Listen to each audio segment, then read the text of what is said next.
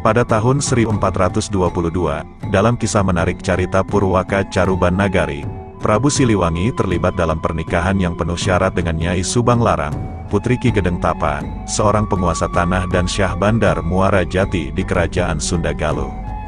Sebelum mengikat janji pernikahan, Prabu Siliwangi harus memenuhi syarat-syarat yang ditetapkan oleh guru sang calon istri, Syekh Hasanuddin dari Pondok Kuro Pura Dalem Karawang. Syarat utama adalah Subang Larang harus menjadi permaisuri saat Prabu Siliwangi naik tahta, dan dia diizinkan tetap menjalankan agama Islam. Prabu Siliwangi penuh komitmen memenuhi janji tersebut setelah dinobatkan sebagai raja. Dari pernikahan mereka lahir 3 anak, Raden Wala Sungsang, Nyai Rara Santang, dan Raden Sangara. Kian Santang, meskipun tumbuh dalam kemewahan istana dengan 2 agama yang berbeda, ibunya seorang Muslim taat dan ayahnya seorang Hindu penganut setia. Agama ketiga anak Prabu Siliwangi tidak dijelaskan secara rinci dalam Carita Purwaka Caruban Nagari. Namun, setelah kematian ibunya, Raden Wala Sungsang, yang ditunjuk sebagai putra mahkota, membuat keputusan besar untuk meninggalkan istana dan menjalani perjalanan spiritual dalam memahami agama Islam. Kepergiannya menciptakan kegemparan di seluruh negeri, dan adiknya, Nyai Rara Santang, yang dekat dengannya, juga memutuskan untuk meninggalkan kemewahan istana demi mencari saudaranya. Rara Santang memulai pencarian di sekitar Gunung Tangkuban Perahu dan bertemu dengan Nyai Indang Saketi. Dia disarankan untuk mencari Ki Ajar Saketi di Argaliwung, dan setelah bertemu dengannya, Rara Santang diarahkan ke Gunung Marapi, di Ciamis. Disitulah dia bertemu kembali dengan Raden Wala Sungsang, sang kakak. Menurut Islamisasi di Jawa, pertemuan itu menjadi penting karena Wala Sungsang sebelumnya bertemu dengan Ki Gedeng Danuwarsih, seorang pendeta Buddha. Setelah menikah dengan putri Ki Gedeng Danuwarsih, Nyai Indah Gelis, mereka berdua bersama Rara Santang melanjutkan perjalanan ke Amparan Jati, Cirebon. Di Amparan Jati, mereka disambut oleh Ki Gedeng Tapa, kakek dari Rara Santang dan Wala Sungsang, yang merupakan penguasa di sana. Amparan Jati pada saat itu adalah wilayah persebaran Islam pertama di Tatar Sunda. Mereka diperkenalkan kepada Syekh Datuk Kafi, penyebar Islam pertama di Sunda, dan menjadi muridnya. Wala Sungsang diberi gelar Ki Somadullah, sementara Rara Santang mendapat gelar Syarifah Mudaim. Dengan tugas dari guru mereka, Ki Somadullah dan Syarifah Mudaim membangun perkampungan di kebun pesisir sambil menyebarkan ajaran Islam. Menurut Babat Cirebon, daerah kebun pesisir ini adalah pusat penyebaran Islam oleh Ki Somadullah, yang terletak di Lemah Wungkuk, sebelah timur Pasambangan, di dalam administrasi Cirebon. Dengan keberanian dan keputusan mereka, Raden Wala Sungsang dan Nyai Rara Santang mengukir kisah menarik tentang cinta, pencarian spiritual, dan pengabdian kepada agama Islam di tengah perjalanan hidup mereka yang penuh liku-liku. Gagak Lumayung, yang dikenal sebagai Kian Santang, merupakan figur legendaris yang diyakini lahir dan hidup di tanah Sunda. Menurut beberapa sumber, Kian Santang adalah anak dari raja terkenal kerajaan Sunda, Prabu Siliwangi, dan permaisurinya Subang Larang. Sejak kecil, Raden Kian Santang telah dilatih dalam ilmu bela diri. Ketertarikannya pada seni bela diri membuatnya dikenal sebagai ksatria sakti Pajajaran saat remaja, berguru bersama Layung Kumendung, seorang hulu balang Pajajaran saat itu. Kian Santang menunjukkan kecakapan yang luar biasa. Setelah menyelesaikan pelatihan bela diri, Kian Santang beralih ke aktivitas baru. Ia bergabung dengan kelompok berburu di istana dan menunjukkan keahliannya dalam memanah, membidik rusa, kijang, dan berbagai jenis burung dengan sangat tepat. Prestasinya membuat Baginda Raja terkesan, dan Kian Santang diangkat menjadi Senapati Pajajaran. Peran Kian Santang sebagai Senapati tak hanya sebagai putra raja, tetapi juga sebagai pemimpin tentara. Dengan Layung Kumendung, mereka bersama-sama menjaga Pajajaran dari potensi serangan musuh. Kian Santang tumbuh menjadi remaja yang kuat, berani, dan penuh keingintahuan terhadap berbagai hal. Namun, kehidupan Kian Santang tidak berhenti di sana. Ia juga dikenal sebagai sosok ramah dan mencari tantangan. Keahliannya dalam ilmu bela diri membuatnya tak terkalahkan di Pulau Jawa.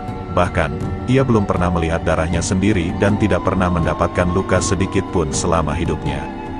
Meskipun demikian, Kian Santang merasa gelisah dan merenung tentang jati dirinya yang sejati. Ia memutuskan untuk mencari jawaban dengan bertanya pada ahli nujum dan peramal. Petualangannya membawanya menemui Ali di tanah Mekah. di mana ia mengalami pengalaman gaib yang tak terduga. Kisah terkenal dari perjalanan Kian Santang adalah saat ia mencoba mencabut tongkat Ali yang tertinggal di tanah Mekah. Kejadian tersebut tak terduga, karena darah mulai mengalir dari seluruh tubuh Kian Santang. Momen inilah yang membuatnya menyadari bahwa orang yang dicari-cari selama ini, yaitu Ali, sebenarnya telah ada bersamanya. Kian Santang, dengan segala kekuatannya, tidak hanya meraih kesaktiannya dalam ilmu bela diri, tetapi juga menemukan jati diri sejatinya dalam perjalanan spiritualnya. Petualangannya yang unik dan penuh misteri membuatnya menjadi salah satu tokoh legendaris yang tak terlupakan di tanah Sunda. Setelah menemui Ali di Mekah, Kian Santang tak hanya menemukan guru spiritual tetapi juga menemukan cahaya baru dalam bentuk agama Islam. Keputusan Kian Santang untuk memeluk Islam membuatnya menjadi murid dari sosok yang diyakini sebagai Sayyidina Ali, Yundiafi, 1993, H23, berguru lama dengan Ali. Kian Santang mulai memahami ajaran Islam dengan mendalam. Setelah perjalanan panjang di Mekah, Kian Santang kembali ke Pajajaran dengan niat mulia, menyebarkan ajaran Islam di tengah rakyatnya. Namun, ketika mencoba membicarakan hal tersebut pada Prabu Siliwangi, permintaannya ditolak dengan amarah yang menyebabkan Pajajaran berubah menjadi hutan belantara, yang sekarang dikenal sebagai Hutan Raya Bogor dengan prasasti batu tulis. Meskipun ayahnya tidak menerima Islam sepenuhnya, Kian Santang tak berputus asa dalam misinya. Ia memulai penyebaran agama Islam di daerah-daerah terpencil Tanah Pasundan. Limbangan menjadi tempat penyebaran pertamanya di wilayah Priangan Tatar Sunda. Selain Godok Garut, penyebaran agama Islam juga terjadi melalui perdagangan para pedagang Arab dan India di pantai utara.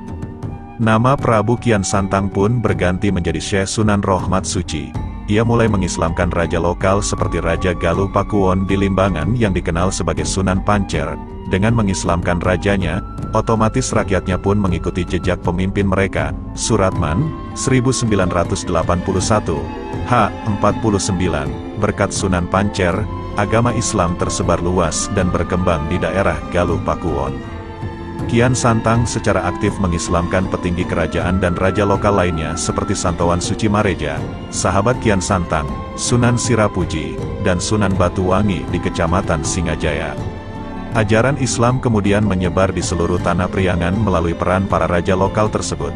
Generasi berikutnya, seperti para Sufi Jafar Siddiq, Fatah Rahmatullah, dan Abdul Muhyi, bersama dengan ulama dari Cirebon dan Mataram, seperti Cangkuang Arif Muhammad dari Cirebon dan Pangeran Santri dari Sumedang, melanjutkan penyebaran agama Islam. Dengan berjalannya waktu, ajaran Islam terus berkembang melalui generasi ke generasi, menciptakan warisan spiritual yang tak terhapuskan di tanah Sunda. Perjalanan spiritual Kian Santang tidak hanya mengubah namanya, tetapi juga menciptakan jejak berharga dalam sejarah penyebaran Islam di wilayah tersebut. Di balik kabut legenda Prabu Kian Santang, terdapat sejuta tanya dan ragu. Namun, di Godok Garut, ada sebuah misteri yang membuat masyarakat mempercayai keberadaan sosok ini. Benda pusaka berupa golok, pedang, keris, dan lainnya yang diyakini sebagai peninggalan Prabu Kian Santang, dijaga dan terawat dengan sangat baik dalam sebuah peti kecil yang disebut sebagai kandaga. Kandaga, terbuat dari kayu dengan tutup kain hijau, berukuran sekitar 1 meter. Setiap tahunnya, benda-benda pusaka yang ada di dalamnya dibersihkan dan disucikan dengan minyak wangi agar tetap terjaga. Ritual ini menjadi daya tarik bagi para pengunjung dan berziarah, dikenal dengan sebutan upacara adat Ngalungsur Pusaka. Ngalungsur Pusaka adalah prosesi pembersihan benda pusaka yang dipercayai peninggalan Raden Kian Santang atau Syekh Sunan Rohmat Suci. Upacara ini diadakan setiap tahunnya saat peringatan Maulid Nabi Muhammad SAW. Tidak dimaksudkan sebagai bentuk penyembahan benda, melainkan sebagai usaha melestarikan warisan budaya lama yang berusia ratusan tahun. Prosesi ngalungsur pusaka berlangsung di makam keramat Godok. Benda-benda dari kandaga dibawa oleh juru kunci yang mengenakan gamis hijau ke area aula. Di sana, dengan disertai bacaan solawat, benda-benda pusaka diletakkan dengan rapi dan dibersihkan menggunakan minyak keletik, jeruk nipis, dan minyak wangi. Tujuannya adalah menjaga benda-benda tersebut agar tetap terjaga dan tidak berkarat. Upacara ini kerap dihadiri oleh peziarah dari berbagai kota, termasuk warga sekitar Garut, dan seringkali dihadiri oleh perwakilan pimpinan daerah. Saat ngalungsur pusaka, makam Kian Santang atau Syekh Sunan Rohmat Suci dibuka untuk umum.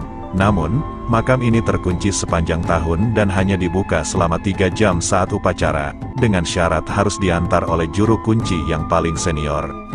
Misteri Kotak Kandaga tidak hanya menjadi cerita mistis, tetapi juga menjadi wujud nyata dari warisan budaya yang perlu dilestarikan, sebuah perjalanan spiritual dan ritual yang menjaga keaslian benda-benda pusaka, sekaligus menghormati peranannya dalam penyebaran agama Islam di Tanah Sunda.